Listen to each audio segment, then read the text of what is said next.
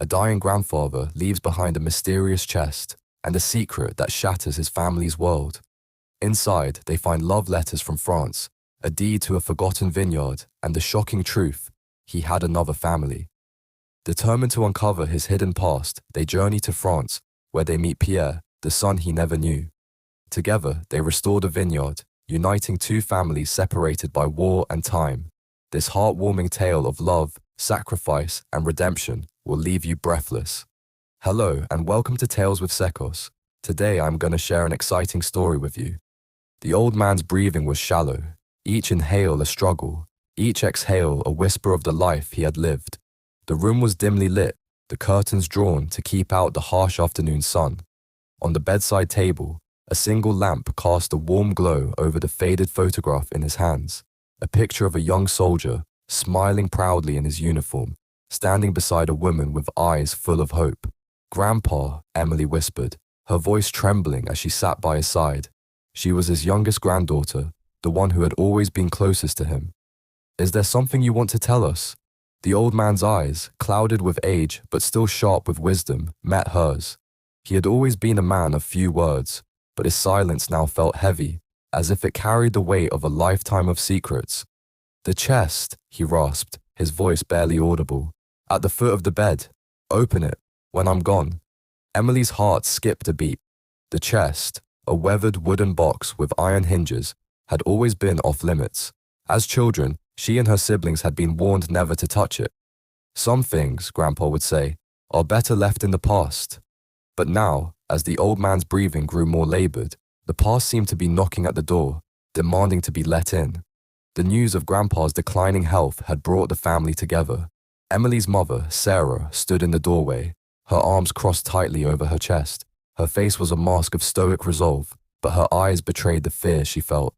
"What did he say?" Sarah asked, her voice low. Emily hesitated, her gaze flickering to the chest. "He wants us to open it after he's gone." Sarah's lips pressed into a thin line. She had always been the practical one, the one who kept the family grounded, but even she couldn't hide the curiosity that flickered in her eyes. The chest had been a fixture in Grandpa's study for as long as anyone could remember. It was old, older than the house itself, some said, and its surface was worn smooth by decades of use. No one knew what was inside, and no one had ever dared to ask. Grandpa had always been a pillar of strength for the family. A veteran of World War II, he had returned home with medals and stories that he rarely shared. He had married Grandma, built a life, and raised a family. But there had always been something about him, a quiet sadness, a distance that no one could quite put into words. As the hours passed, the family took turns sitting by his side, holding his hand, and reminiscing about the memories they had shared. Emily told him about the time he had taught her to ride a bike, how he had run alongside her, his steady hand on the back of the seat until she was ready to ride on her own.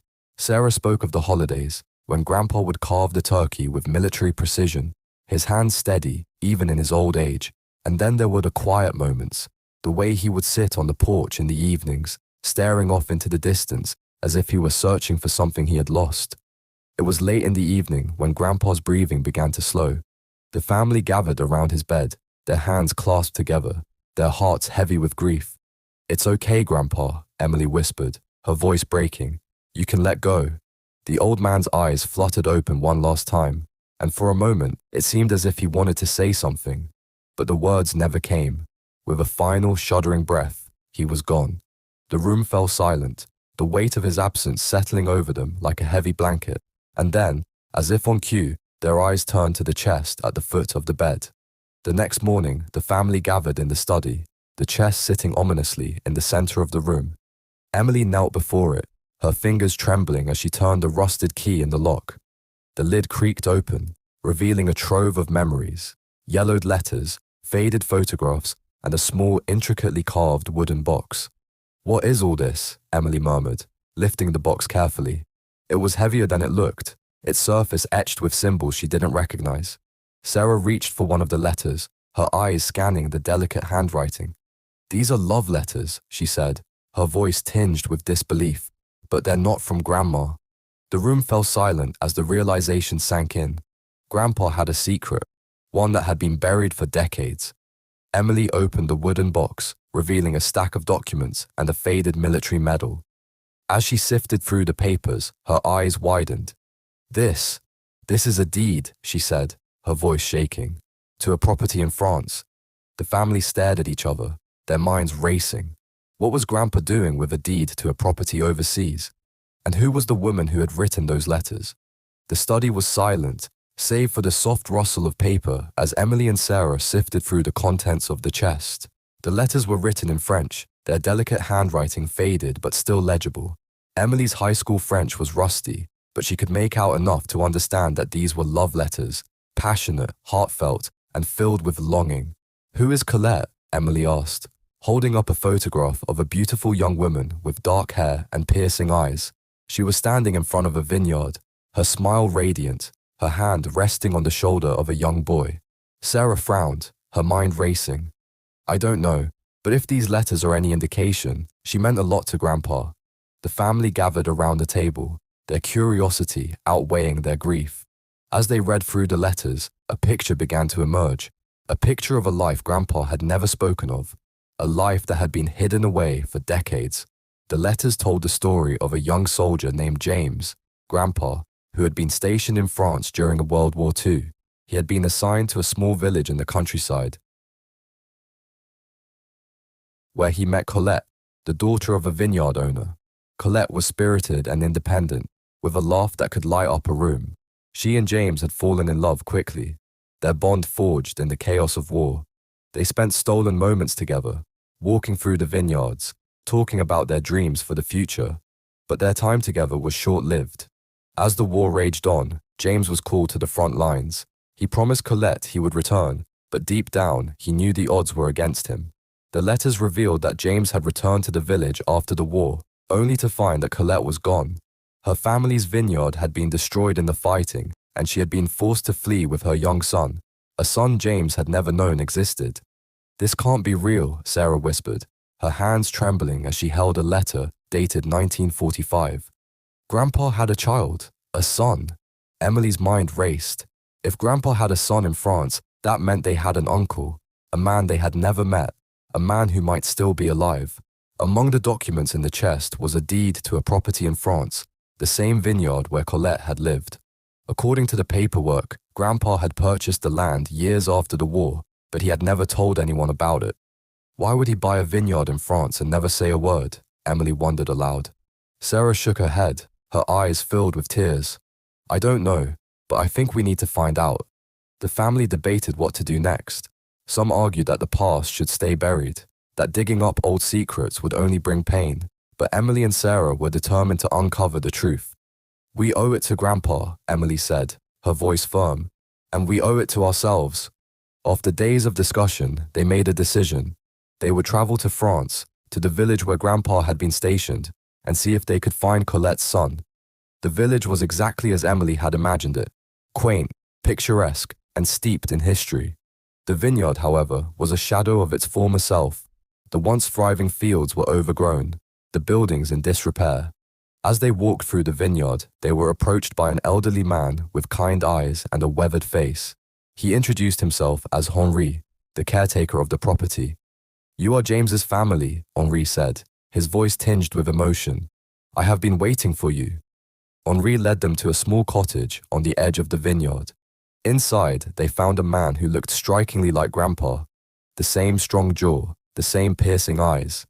"My name is Pierre," the man said, his voice trembling. "I am James's son." The room fell silent as the weight of the revelation sank in. Grandpa had kept a secret that had shaped his life and the lives of those he loved. The cottage was warm and inviting, filled with the scent of aged wood and fresh bread. Pierre, the man who bore an uncanny resemblance to Grandpa, gestured for Emily and Sarah to sit. His hands trembled slightly as he poured them each a glass of red wine, a rich, velvety vintage from the vineyard. "I've waited a long time for this moment," Pierre said, his voice thick with emotion. "I always knew my father's family would come one day." Emily's heart raced as she studied Pierre's face. He had Grandpa's eyes, the same deep, soulful gaze that seemed to hold a lifetime of stories. Pierre began to tell them the story of his mother, Colette. She had been a force of nature. strong, resilient, and fiercely independent. When James, Grandpa, had been called to the front lines, she had been left alone, pregnant with Pierre.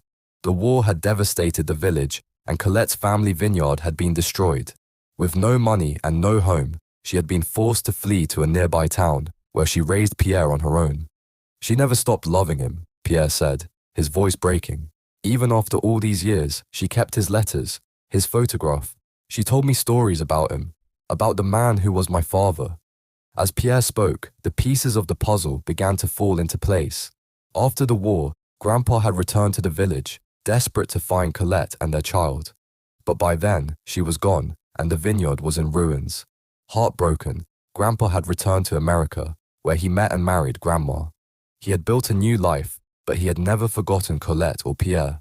Years later, when he had saved enough money, Grandpa had secretly purchased the vineyard in France. He had hoped to restore it, to make it a place where his two families could come together. But life had gotten in the way, and the vineyard had remained a secret, a symbol of the love and loss he had carried with him all those years. Pierre led Emily and Sarah through the vineyard, pointing out the rows of grapevines that had once thrived under his mother's care. This place was her heart, Pierre said, his voice filled with pride. She always dreamed of bringing it back to life. Emily felt a surge of determination. The vineyard was more than just a piece of land. It was a connection to Grandpa's past, a legacy that had been waiting for them to discover. "We'll help you restore it," Emily said, her voice firm. "This is our family's history too." Over the next few months, the family worked together to restore the vineyard. Emily and Sarah spent their summers in France, learning the art of winemaking from Pierre. The vineyard became a bridge between their two families, a place where they could honor Grandpa's memory and celebrate the love that had brought them together. The first harvest was a bittersweet moment. As they gathered around the table, toasting with glasses of their own wine, Emily felt a sense of peace she hadn't known since Grandpa's passing. "To James," Pierre said, raising his glass, "a man who loved deeply and lived bravely." As the years passed, the vineyard flourished, becoming a symbol of resilience and hope. But there was one final secret that Grandpa had left behind, a letter tucked away in the chest, addressed to Emily. In it, he wrote, "My dearest Emily, if you're reading this, it means I'm gone, and you found the vineyard. I hope you'll forgive me for keeping this secret. I did it not out of shame, but out of love. Colette and Pierre were a part of me, just as you are. I hope you'll cherish this place, as I did, and keep the legacy alive. With all my love, Grandpa." The story of Grandpa's secret life became a cherished part of the family's history. The vineyard in France became a second home, a place where they could come together and celebrate the love that had shaped their lives. For Emily, it was a reminder that life is full of surprises, that even in the darkest moments, there is hope, and that love, no matter how hidden, always finds a way to shine through.